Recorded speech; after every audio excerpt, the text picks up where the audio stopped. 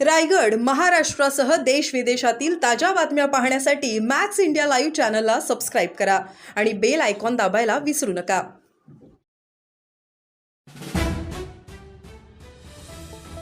कोशी बौद्धवाडी ग्रामस्थांचा रस्त्यासाठी वर्षानुवर्षे पराकोटीचा संघर्ष।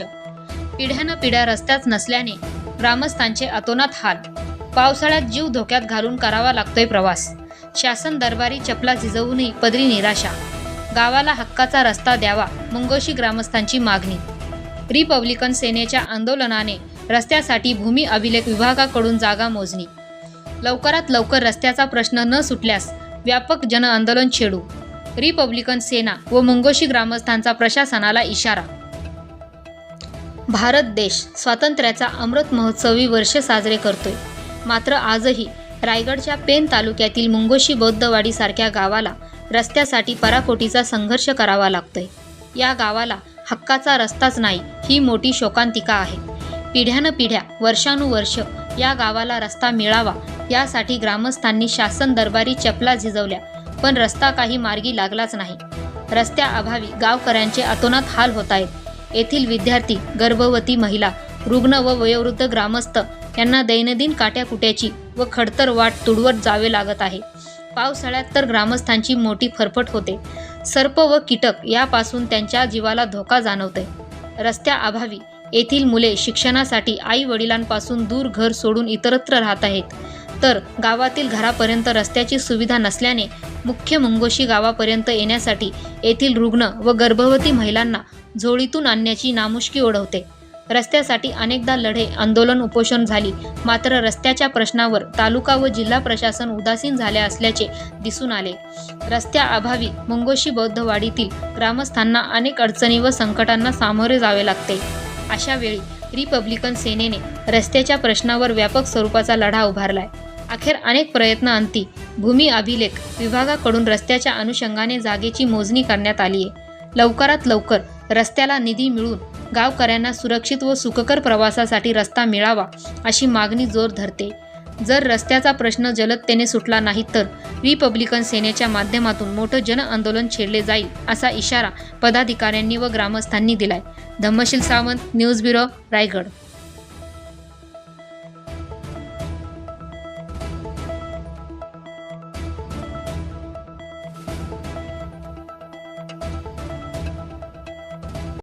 नाही कुणाच्या बापाचा रस्ता आमच्या हक्काचा, नाही कुणाच्या बापाचा रस्ता आमच्या हक्काचा, नाही कुणाच्या बापाचा। जय जय जय जय जय भीम, जय भीम जय भीम, जय जय जय जय जय भीम, जय भीम जय भीम। आंबेडकरांचा विजय असो, डॉक्टर बाबासाहेब आंबेडकरांचा विजय असो, डॉक्टर बाबासाहेब आंबेडकरांचा विजय असो, डॉक्टर बाबासाहेब आंबेडकरांचा विजय असो, डॉक्टर बाबासाहेब आंबेडकरांचा विजय असो।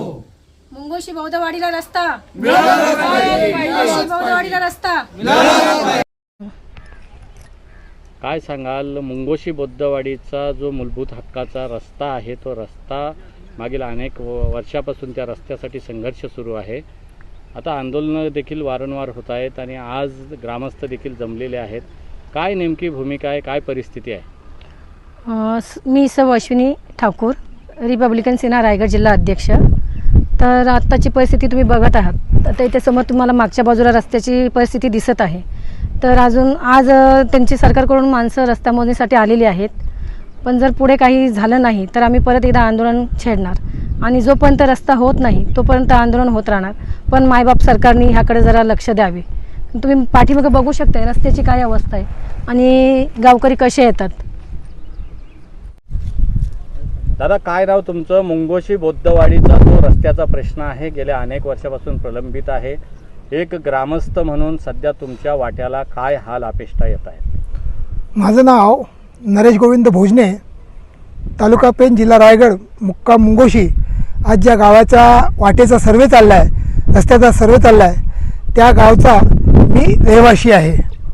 आज जर बघायला गेलं तर आज हा मे महिना आहे आणि येणारा जून महिना म्हणजे पावसाचा महिना हा आमच्यासाठी अतिशय कष्टदायी ठरणार आहे। कारण की या ठिकाणी आज जो रस्ता आपण बघतोय या रस्त्याचा नुसता सर्वे झालेला आहे किंवा आज मोजमापीसाठी आले आहेत, परंतु आज आमच्या 60 पिढ्या गेल्या हा रस्त्याचं मोजमाप होत नव्हतं किंवा या रस्त्याची विल्हेवाट लावल्या जात नव्हती.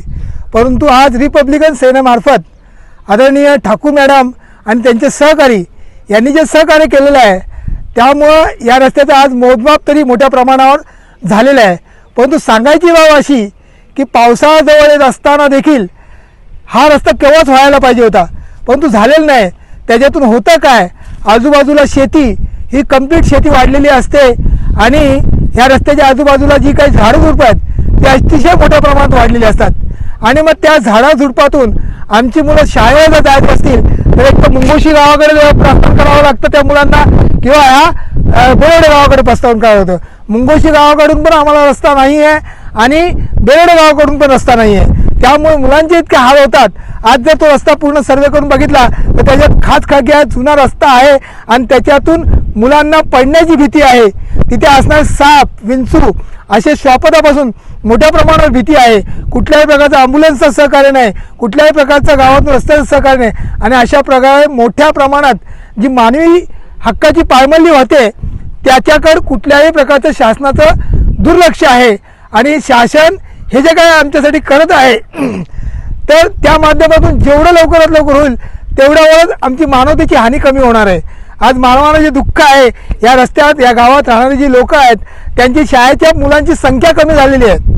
का तर ही मुलं इथं राहिली तर त्यांना शाळेला जाताच येत नाही आणि त्याच्यामध्ये दोन्ही बाजूला शेती आहे. शेतीच्या बाजूला जे बांध घातले जातात आपली शेती वाचवण्याकरिता ते शेतकरी मोठ्या प्रमाणात बांध घालतात आणि जो रस्ता आहे तोही अडवला जातो आणि त्यामुळे लोकांना शाळेपासून किंवा दवाखान्यापासून किंवा इतर सुविधांपासून मोठ्या प्रमाणात वंचित राहावं लागतंय आणि अशा पद्धतीने गावची आत्ताची विल्हेवाट नाही आहे तर आमच्या जवळजवळ 7 पिढ्या हे सगळं भोगत आलेल्या आहेत. परंतु आजच्या घडीला जे आनंदराज आंबेडकर साहेब यांची रिपब्लिकन सेना आणि आदरणीय ठाकूर मॅडम आदरणीय त्यांचे पदाधिकारी या ठिकाणी येऊन ज्या मोठ्या प्रमाणात सहकार्य करत आहेत आणि आत्ताच आमच्या पुढे जे साहेब बोलून गेले की आता तर नुसता हा मोजमापीचाच प्रस्ताव आहे परंतु यापुढे जर रस्ता झाला नाही तर त्यापुढे देखील ते आंदोलनं करून ह्या रस्त्याची पुन्हा एक विल्हेवाट लावण्याचा प्रयत्न करणार आहेत आणि हा रस्ता आम्हाला हव्या त्या पद्धतीने बनवून देण्याचा प्रयत्न करत आहेत. म्हणजे काय सांगाल, काय परिस्थिती आहे मुंगोशी बौद्धवाडीत? आता सध्या ग्रामस्थ मोठ्या संख्येनं जमलेले आहेत, पावसाळा जवळ आलेला आहे, रस्त्याची काय दुरावस्था आहे आणि भविष्यात काय आंदोलनाची भूमिका आपली असणार आहे? मी अमित गायकवाड, रिपब्लिकन सेना रायगड जिल्हा अध्यक्ष. रिपब्लिकन सेनेच्या माध्यमातून आम्ही या गावाच्या रस्त्यासाठी, मुंगोशीच्या रस्त्याच्यासाठी आम्ही गेली मागील वर्षभरापासून आम्ही आंदोलन करत आहोत. मात्र या गावातील जे रहिवासी आहेत ते गेली अनेक 60 वर्ष झाले ते या रस्त्यासाठी संघर्ष करत आहेत. या गावचा रस्ताच असताना देखील ह्या गावाला रस्ता मिळत नाही, रहदारीसाठी कुठलाच मार्ग नाही. अनेक वर्ष म्हणजे तुम्हाला सांगतो गावकुसाबाहेर जसा महारवाडा यापूर्वी होता तीच परिस्थिती आज देखील असे आहे. आमचा गाव देखील गावकुसाच्या बाहेर आहे आणि तिथं रहदारी करण्यासाठी कुठलीही या ठिकाणी व्यवस्था नाही. आज या गावामध्ये जर कुठे कोण मैत झाला, कुठली गरोदर महिला आहे किंवा कुणाला इमर्जन्सीमध्ये घेऊन जायचं असेल तर इथं जाण्याकरता ॲम्ब्युलन्सची देखील व्यवस्था नव्हती. त्याकरता रिपब्लिकन सेनेच्या माध्यमातून जनआंदोलन छेडण्यात आलं, उपोषण करण्यात आलं आणि त्यावेळेला मोठ्या प्रमाणात सूत्र हल्ले शासन पातळीवरती आणि आज या ठिकाणी ऐतिहासिक दिवस आहे. आज या दिवशी या ठिकाणी मोजणी होत आहे आणि मोजणी होत असताना आम्हाला या ठिकाणी आजचा रस्ता मिळेल अशी आम्ही आशा बाळगतो आणि हा रस्ता मिळाल्यानंतर देखील आमचा प्रवास काय सुखकर नाही आहे. अनेक अडथळे अजूनही येणार आहेत. परंतु मी तुम्हाला या ठिकाणी सांगतो आनंदराज आंबेडकर यांच्या नेतृत्वाखाली रिपब्लिकन सेनेच्या माध्यमातून होणाऱ्या या रस्त्यासाठी आणखी कितीही संघर्ष करावा लागला तरी मुंगोशी ग्रामस्थांच्या समवेत मी रिपब्लिकन सेनेच्या माध्यमातून संपूर्ण जिल्हाभर तर संपूर्ण महाराष्ट्रभर आनंदराज आंबेडकर यांच्या नेतृत्वात हा जनआंदोलन करू आणि त्यांना न्याय हक्क मिळवून देऊ.